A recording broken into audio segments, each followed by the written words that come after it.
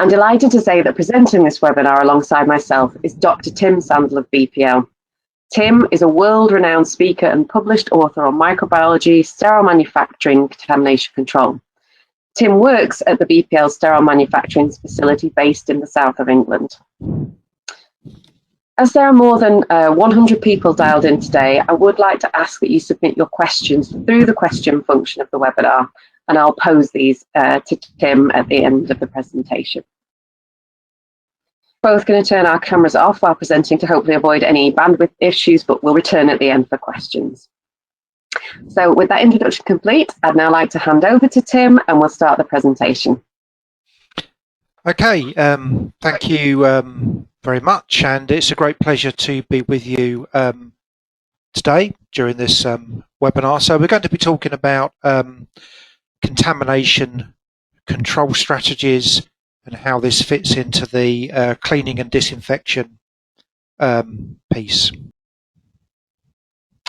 Okay, so what we're going to be covering today in this webinar is, first of all, we're introducing what is the contamination control strategy, what are the fundamentals that we need to be considering, and then how this fits in with cleaning and disinfection. So for that, we need to understand contamination sources, the areas that we need to focus on, and then we'll be looking at how we can apply a tool to help us to assess the contamination risks, and that'll be in the form of a case study with a particular focus on material transfer and also with the management of residues. So this is the quotation for the contamination control strategy. And I just want to call out some of the words that are most pertinent. So the first thing is controls, and this is really important because microbiological monitoring methods are relatively limited in terms of the size of the samples that can be taken and with the accuracy of some of the instrumentation and the fact that a lot of microorganisms are simply not culturable. So we need to get the best controls to minimize contamination risks in place, and we can't overly rely upon monitoring.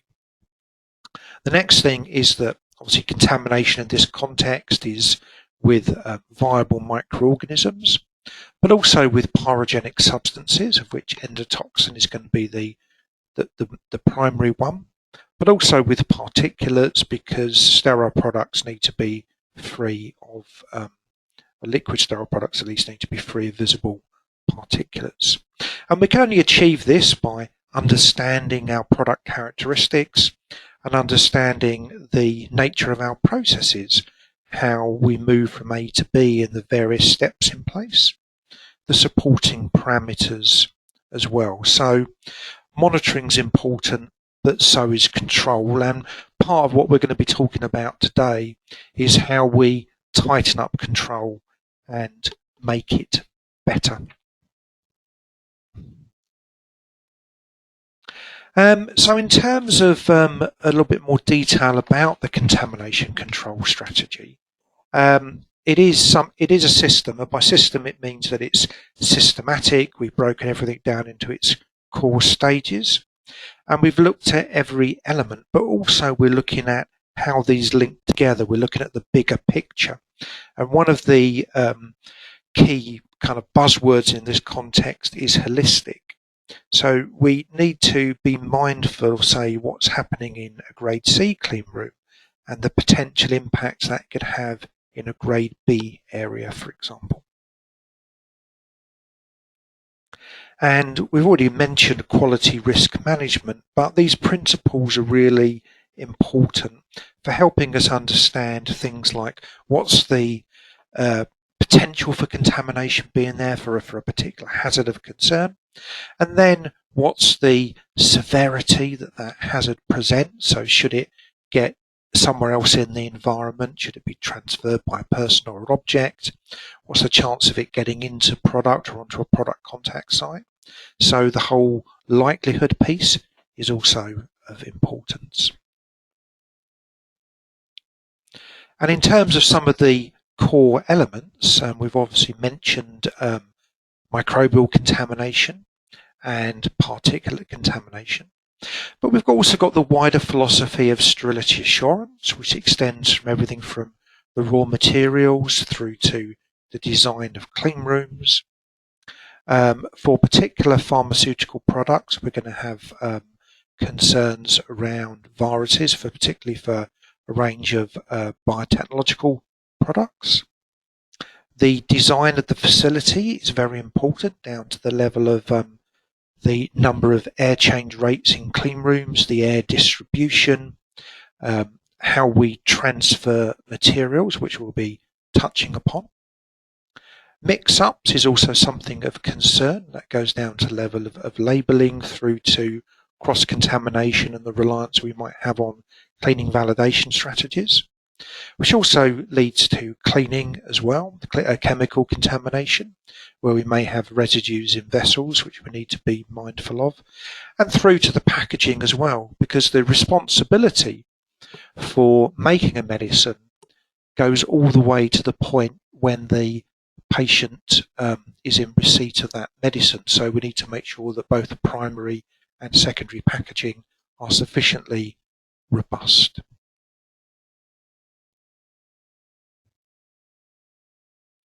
There's also two key principles that we need to be mindful of.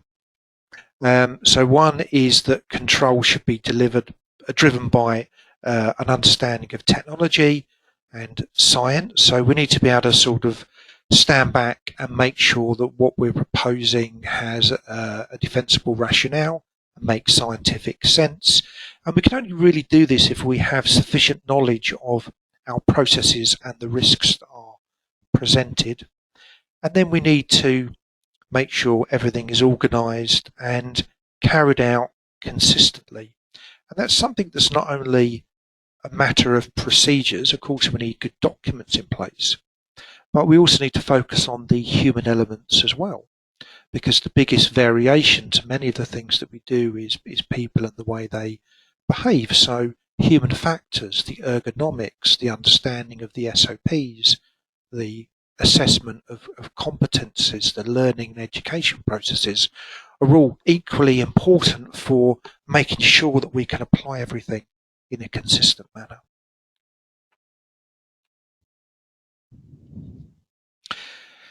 So finally, with the contamination control strategy introductory piece, perhaps the best approach to think about developing a strategy is to define process flows. So we're kind of mapping how people move around clean rooms, how objects get into clean rooms, where the activity takes place, where product is exposed. All of that type of thing is of great value. And we need to divide the strategy into various sections. So we will look at things like manufacturing plant, which could be our clean room design piece, our processes, particularly things like hold times, because hold times are always an opportunity for microbial growth. The premises, the people, level of gowning, behaviours, utilities, so quality of air, water, and so on. Raw materials, where we're sourcing these from and the types of testing. The containers we're holding our product in, the validation of the process, and then the core topic of this webinar, which is centered around cleaning and validation. And although we might present all of this as separate parts, one of the key things to bear in mind is that all of this needs to be drawn together and all of these elements are interlinked. So I'll now hand you over to Helen.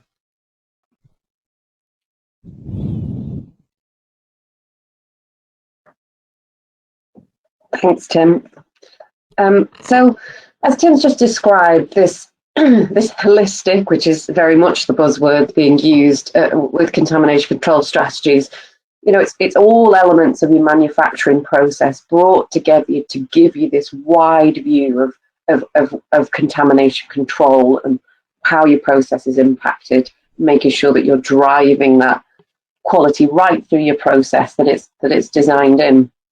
And one of the elements that's actually listed in the annex as a specific topic that should form part of your contamination control is cleaning and disinfection. So cleaning and disinfection, it fits into that process because it is a control step in the management of contamination risks. Because although we can do a lot of design, a lot of practices and procedures to try and reduce as much as possible that contamination does not enter our classified areas, but we live in the real world and we know that we can't eliminate all of that contamination coming in. It does make its way into the facilities. So where we want to think about a control strategy aligned to cleaning and disinfection is about trying to proactively control those contaminations coming into the facility by designing the cleaning and disinfection regime to deal with those. And the way we can do that is by thinking up front, what are the risks? So where are the points at which this contamination can enter the facility that we might need to treat it with cleaning or disinfection? And we develop that cleaning and disinfection regime aligned to those risks that we've identified. So going back to what Tim said there about sort of process flow, mapping out what's going on, it's taking that very detailed view of what are the activities are happening within the classified areas and where potentially may these contamination risks be present, that where a source of contamination is going to enter within the facility. It's worth bearing in mind as well that in the update to Annex 1, they were very clear about making a distinction between cleaning and disinfection as two distinctly different processes. So when we talk about cleaning, the type of contamination risks that we want to address with cleaning processes are physical or chemical contamination risks. So by physical contamination, we could be talking about the shedding of particles onto surfaces. So it could be shed through consumables that are used within the area that might shed out particles onto the surface. And we know from operator movement, even though they're gowned, there is a shedding of particles as people move around a facility. Or from a chemical contamination perspective, so this could be maybe process residues or spillages that you have from your process that could contaminate surfaces. But also, we need to bear in mind disinfectants and the types of disinfectants that are used also have the potential to leave a residue, a chemical residue on a surface. So cleaning concepts need to also think about the residue management, and we'll come back to that later on in the presentation. So for disinfection as a separate process, the contamination that's being dealt with by disinfection is microbiological contamination. So we're talking about the organisms that are potentially shed from humans, so your staphylococci, that kind of thing, or it could also be more spore-based ones, fungal or bacillus spores potentially entering the facility, and also possibilities of waterborne sources that maybe if you use water within your facility. So again, it's just thinking about all those different elements of where those microorganisms might be present within your facility based on how you perform operations, and then you can design that disinfection step to treat those potential presence of bioburden. So what I'd like to go on to now is to talk a little bit about Ecolab's Contamination Control Strategy Assessment Tool. So the technical team within Ecolab were all pharmaceutical, ex-industry microbiologists that are experienced in sterile manufacturing. We felt that we could sort of help our customers in this sort of daunting step of producing a contamination control strategy to act within our area of expertise, to help identify these potential risks in the process and assess those. So we've designed an assessment tool that reviews your current practices, so gathering that process information of what's going on in the facility and assessing those against current regulatory requirements and also best practices. So we've aligned this assessment process to global regulations, and we're looking at as I say, it's aligned to cleaning and disinfection and decontamination. So we'll look through the material transfer processes, hand sanitization, hydrogen peroxide vapor decontamination, the large and small surface disinfection steps, and also cleaning and residue management. So we can come to the facility, we've set it up as a digital tool to be as efficient as possible. We can walk around, we can capture, and so we can review that current state. But then we'll give that a risk score. So say, for instance, that there's a non-compliance to a regulation, then that would be given a high risk score and flagging that up to through the app. So what we can then do is obviously where those risks are identified, then with the solutions that we have, we can help mitigate those risks to bring down that. And then you get a document that provides this overall picture of your strategy of how you're managing cleaning and disinfection as your current state. But then as you mitigate any potential risks that are identified, you can update that document and show that you've moved to an improved state of control. So we worked with Tim at his facility. So I'll hand back for him to now introduce that to you. Okay, thank you, Helen. So just a brief little bit of context. I work for a place called Bioproducts Laboratory, which is based in the UK, and it's a very large facility. It has 215 clean rooms, so there are some grade A zones, and there's lots of grade B, C, and D clean rooms. And it makes a sterile medicinal product that's based on plasma proteins, so it's an aseptically filled parenteral product.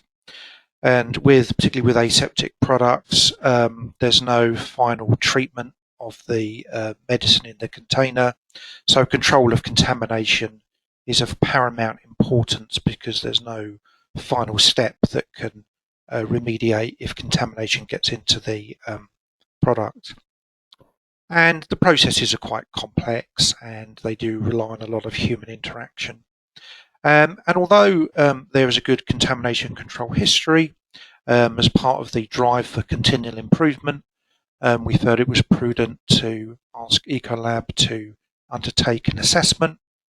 And there were two areas that required particular attention, which we'll take you through.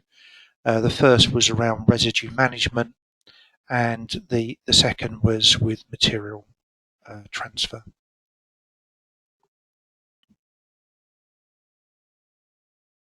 And with these two areas, they are of importance in relation to what regulators are saying.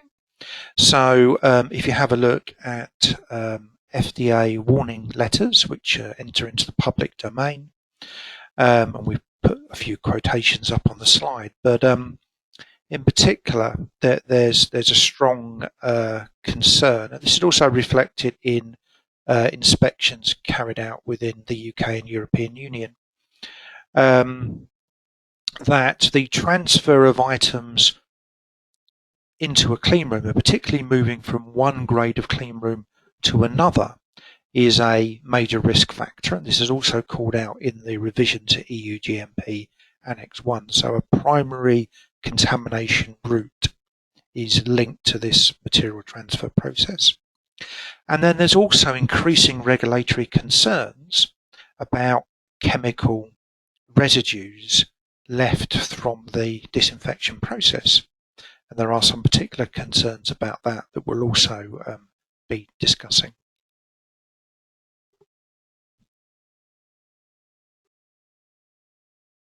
So with material transfer, so looking at the example on the slide, there's a transfer hatch, and then there's two people preparing to move something through. And because of the cascade of different cleanroom grades, we need to be reducing the bioburden. And then if we're using grade A, presenting the grade A with no, or theoretically no bioburden whatsoever. And there's a particular concern with bacterial spores through this process, and there are some historical cases, some relatively recent, where there have been contamination events linked to bacterial spores. So we need to be very mindful of thorough disinfection and other control measures to minimise the spore risk going into our higher grade cleanroom areas.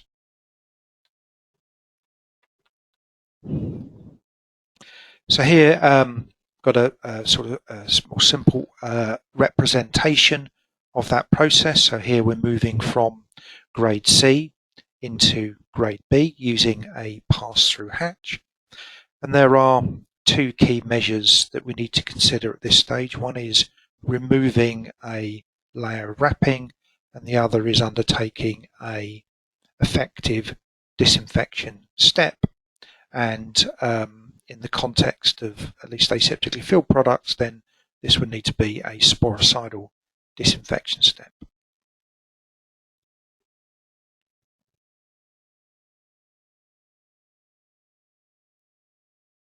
Now, in terms of transferring items into clean rooms, there is a number of different routes by which this can happen.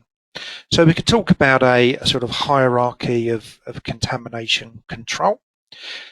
So the optimal way is by use of an autoclave, or where we have particular concerns around endotoxin with glassware, for example, then a depyrogenation tunnel that would be running at around 300 degrees Celsius. But a number of items can't be autoclaved, and also there's a push within the pharmaceutical industry to use single-use sterile disposable items as well. So these, and they're largely plastic items, would in some facilities with particular chambers, they might attempt an automated decontamination process, such as using hydrogen peroxide vapor. But commonly across industry, the pass-through hatches remain in commonplace, and there are two designs of these types of hatches. So there are those that we might call dynamic, which have HEPA filtered air supply, and interestingly, the revision to Annex 1 is signalling that pass-through hatches going forward should be fitted with HEPA filtered air. And then there are some static hatches as well.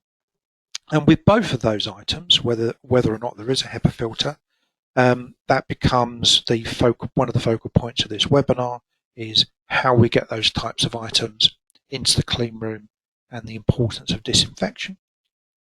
And at the bottom of the list, there's the someone carrying something through, such as through a changing room. And this is a bad practice, and it wouldn't be one that we'd recommend and would probably get a regulatory citation. So we're really looking at hatches, automated chambers, or autoclaving, and the focus here is with the hatch transfer disinfection process. So I'll hand you back to Helen. Thanks. So going back now to the case study that we performed around material transfer. So I just want to take you through the elements that we capture within that process. So this review of all the individual steps that need to take place to have a comprehensive material transfer approach in place. So one of the elements that we look at is thinking about those specific individual items that are entering and considering the packaging of those items. So how are they arriving at the point of entry to the classified areas? So thinking about things like the presence of wooden pallets, because that's a potential source of spores, or cardboard similarly, but also thinking about where the final destination of that item is, and is it appropriately overbagged with a number of layers to protect it as it moves through the transfer process? Because one of the key steps in protecting items is delayering them as they move through the process. So you're reducing the surface contamination risk by removing a layer before it passes through into the next grade. So we stepwise look at what's the approaches to how packaging is handled for the items that need to enter the facility. And obviously monitoring is very much highlighted in the glossary, that the definition of CCS that Tim presented right at the start from the latest available draft of the annex, because that is your feedback. That's giving you your kind of direct evidence of what is the bioburden that's associated with this process, and helping you to identify what are the action steps that you need to take, which disinfectants you might need to use to address those contamination risks. So thinking about, from an environmental monitoring perspective, what kind of data do you need to be gathering of that bioburden, of that risk of that transfer process? So what's your strategy for that monitoring? Where are you performing that? Is it aligned with the items that are entering the facility? Do you do any specific bioburden monitoring of particular items that maybe you deem as high risk, to get that real detailed understanding of what those potential sources of contamination are, and again, those risks that need to be dealt with? And then from a manual disinfection process, looking at what agents are in use. So taking a look at all through the stages, so whether you're transferring from the unclassified areas into classified, right the way through up to maybe going into the critical core of your process. So what are the principles of the disinfectants that need to be used, and have you demonstrated that those disinfectants are going to deal with the contamination risks that you have? And that demonstrating that that they are capable of doing that is obviously through validation. So looking at the validation process, have you got a robust validation package that's supporting the activities? Because the validation of disinfectant is a key requirement of Annex 1 as well. But it's not just about the items that go through every day. We need to think about when things potentially go wrong and you need to bring something non-routine into an area, because it's often the drift away from the norm that brings those greater contamination risks into a process.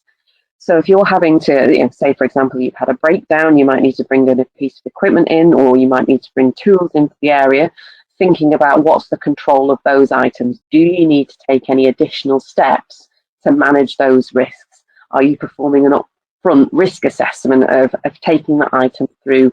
What are the steps you're going to take? Are you going to need to put any acceptance criterion to show that you've appropriately managed that one-off, non-routine activity taking place? And then also we need to think methodology-wise of, Tim presented then the different types of material transfer processes, from the automated through to the kind of manual disinfection steps. So if you are performing manual disinfection, how are you going through that process? We know it's really key that a disinfectant is in contact with the organism that it's trying to kill. So making sure that you are appropriately treating all of those items that go through that transfer process. You're getting the right application, you're getting the right contact time, so you are getting that efficacious disinfection process. So our assessment process steps through those 5 elements for material transfer, and individually assessing what's going on, what's your current state, and what are those the processes that you have in place currently. How do they line up to regulatory expectations or best practices around material transfer processes? So from our findings, what we looked at from the current state that we observed in the facility was that the first stage of the transfer, so the stage where you're going from unclassified warehouse to the controlled not classified area, was not considered part of the transfer disinfection process. And the risk around that is that's where you have more of your packaging materials, more of the potential of the cardboard. So from a disinfection point of view, your contamination sources potentially would be fungal and bacterial spores.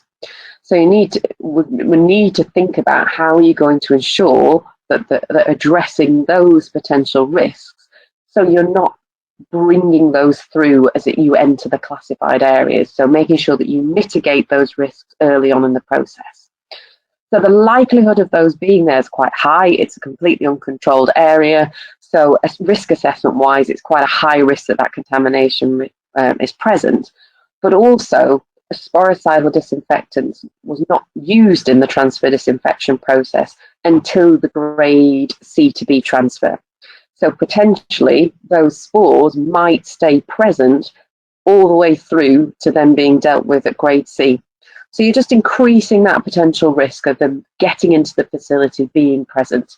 So it's having that strategy and thinking up front, okay, what proactive measures can I take in my process to mitigate that risk? So bringing that sporicidal disinfection early into the process. And if you do that, making sure that obviously you know the people that are going to be doing that activities, they're updated a procedure to do that, it's trained out, and then it becomes embedded into that process. Another area that we looked at was around the methodology. So there was no monitoring that of the wet contact time being achieved in practice. It was validated, very detailed, and provided in validation documents that there was a specific wet contact time was validated. But in practice, that wasn't being monitored. So the risk there is, without achieving the validated wet contact time, is not knowing necessarily that the disinfection process is going to be effective. So potentially could contamination remain on items that are being transferred.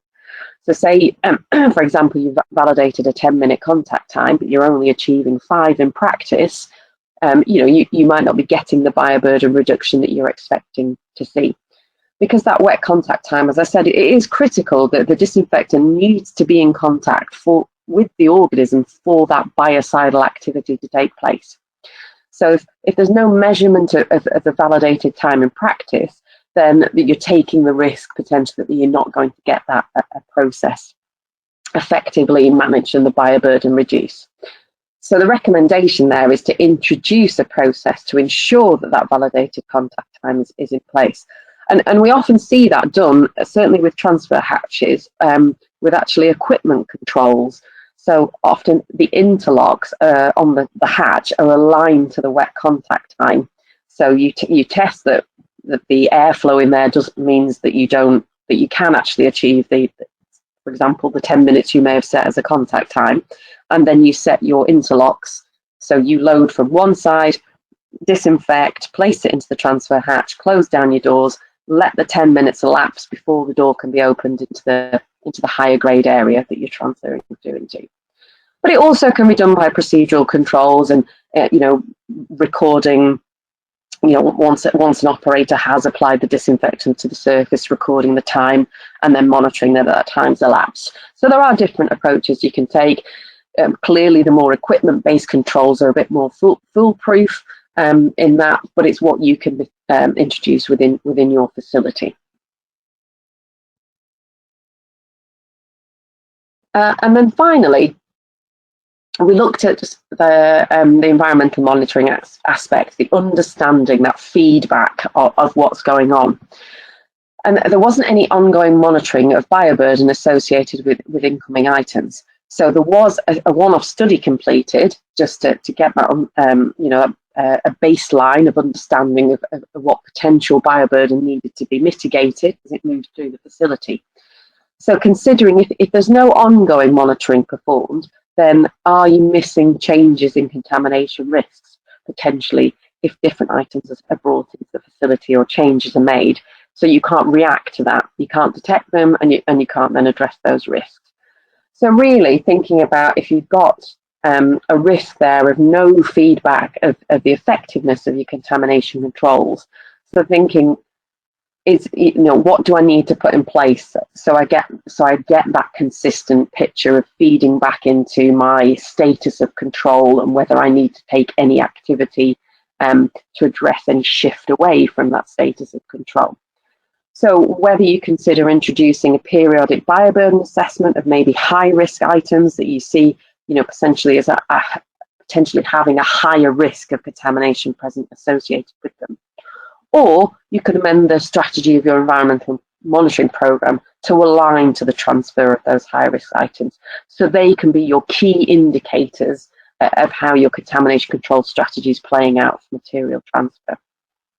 So that's just to give you as we said, we'd focus in on two particular areas. So around material transfer, the level of detail that we look at within the assessment process, but also helping you kind of see from your perspective what you might need to look at from a contamination control strategy, elements to consider, how you might step through that process and put actions in place to potentially address any gaps within your strategy.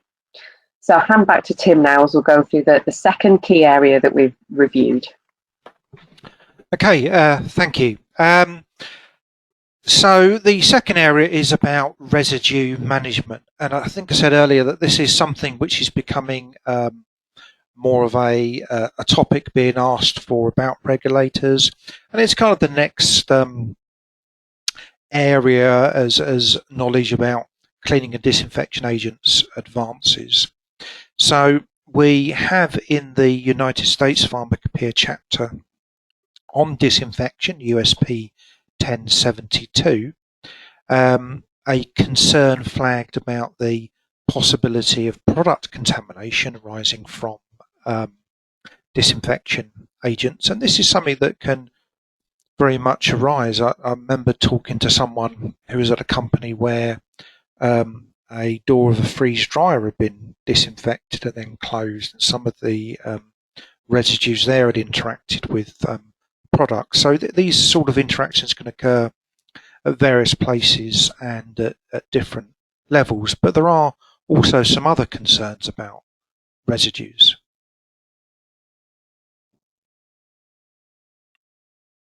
So other concerns about residues are also that they can make surfaces sticky, and this stickiness is something that helps microorganisms remain attached to surfaces.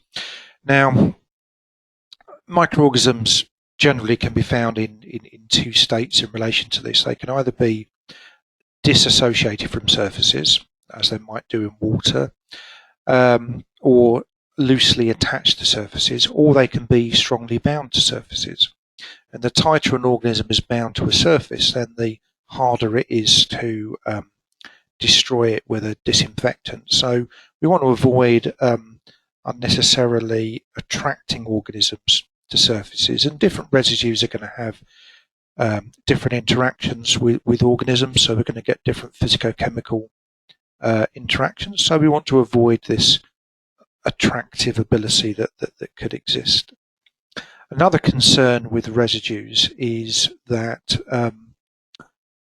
the residues of one disinfectant can theoretically inactivate the next one that's applied without any attempt to address those residues, or without understanding the way that the chemistries are going to interact between the two agents. So we do need to be concerned about that as well.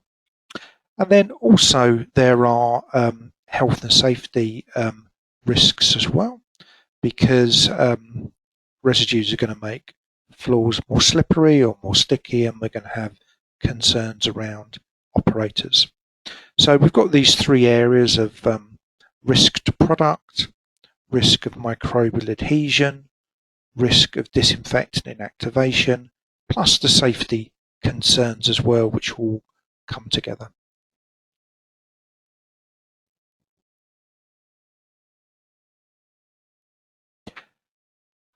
And the object of this slide we've presented here is we've got a variety of different surfaces, and each one of those has got a disinfectant residue on it. And unfortunately, our main way to assess residues remains visual. There is work underway to develop more sophisticated tests based around conductivity. But for the standard cleanroom operation, and from the point of view of the person undertaking the cleaning or disinfection, then it's the visual assessment which is the key thing. And you can see from here that on some surfaces residues are easier to spot than others, but even where residues are easy to spot, the appearances are quite different as well. So we have a new layer of training and education considerations for cleanroom operators, as well as understanding the various risks that residues are going to be presenting to us.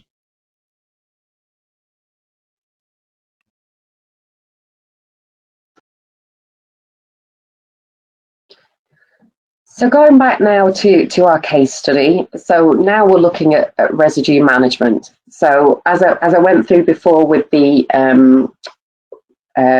material transfer process, the elements that we now want to consider within residue management are thinking about what are the agents being used to manage residues within the area.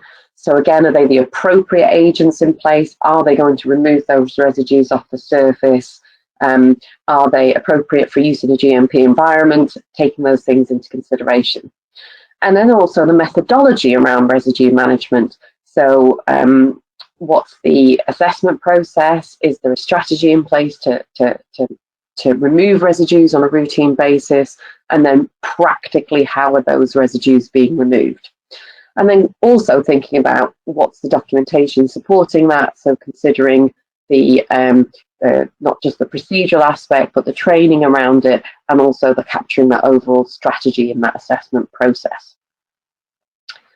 So when we look at the case study, the area that we identified for residue management was that the current state around the removal of residues was that there wasn't actually a residue step being performed during the rotations. So very good practice in place that disinfectants were being rotated, so more than one type of disinfectant was in place, and also good practice that there was a separate cleaning step with a detergent used. But between the transfer of those transitions of those different agents being used on the surface, there was no residue removal step.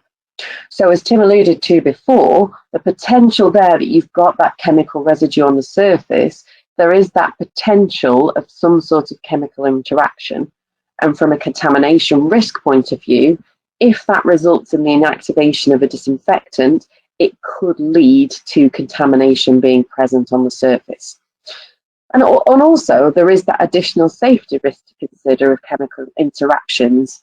You know, I have been aware of in a facility there was no residue removal being performed, and their sporicidal rotation was actually chlorine-based. And they did see, when they made a change in their disinfection process, that they started to get chlorine gas coming off the surface because of the chemical interaction. So clearly quite a significant safety risk there.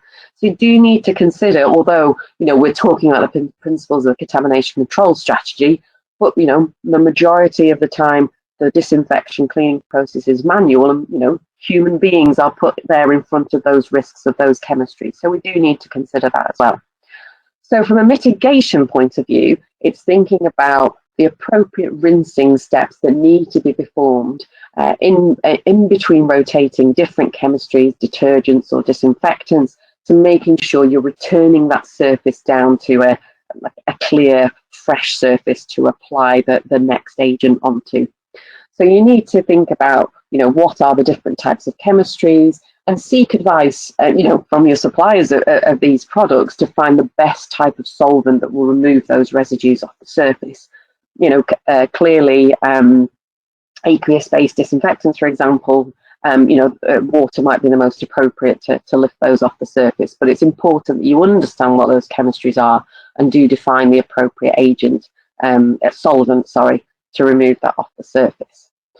So thinking about, you know, the strategy, the contamination control strategy around residue management, it's having that structured view of what's going down on each surface, what are the risks that are there, and making sure that your management plan addresses those risks proactively. So that concludes the focus onto the case study of the areas that, you know, that we reviewed. We just wanted to talk about some general best practices for contamination control strategies around cleaning and disinfection. And as I mentioned before there, when we did the review of BPL and looking at that rotation, what was in place for their disinfection approach, you know, it really is important to make sure that you've got the right rotation of disinfectants within your facility to address the breadth of different type of contamination that could be present within there. But as you know, as I talked about before, with the different chemistries that are available in that example around chlorine, those more aggressive chemistries that are typically your oxidative chemistries that are sporicidal, is making sure that you're using those at the appropriate frequency to mitigate those sporicidal risks. And if you've got good contamination control principles in place, you should be able to use those more aggressive chemistries at a lower frequency. Or you could even replace that sporicidal manual disinfection with potentially automated decontamination using hydrogen peroxide, which has although you can't be present when that's happening, which is a good thing, it breaks down into water and oxygen, so much safer from that perspective for the user once the decontamination's been complete. And disinfection is a requirement to validate disinfection, but it's also really important for yourselves that you do get that evidence that you are getting the contamination control, that the disinfection is being effective in your facilities. So it's important that you step through that validation process to get that assurance up front that you've selected the right products, that you're using them at the right frequency, and that your rotational strategy is effective as well. And one of the most important things for manual disinfection processes is making sure that the application technique is consistent, because you do need to make sure you get that full coverage on all the surfaces, whether it's a surface of an item being transferred or it's a floor or a workbench, is making sure you get that full coverage of disinfectant to make sure that where bioburden is present, it's getting the appropriate contact with the disinfectant agent for the appropriate time. So really important to support your cleaning and disinfection teams with appropriate procedures and really structured training so they understand the importance of doing that consistent process. So just reflecting in summary there, we've talked about contamination control strategy, how it forms this really key feature of the revision to Annex 1. And it's an excellent process to systematically look at the contamination risk, be proactive, design it into your your ways of working, so you're upfront, you are managing those contamination risks. And we've given you an introduction there of how we can use the Ecolab assessment tool to really systematically look at those risks associated with cleaning and disinfection.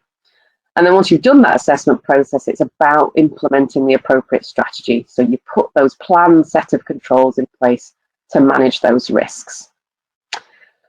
So that concludes our presentation. I hope you've all enjoyed listening to that.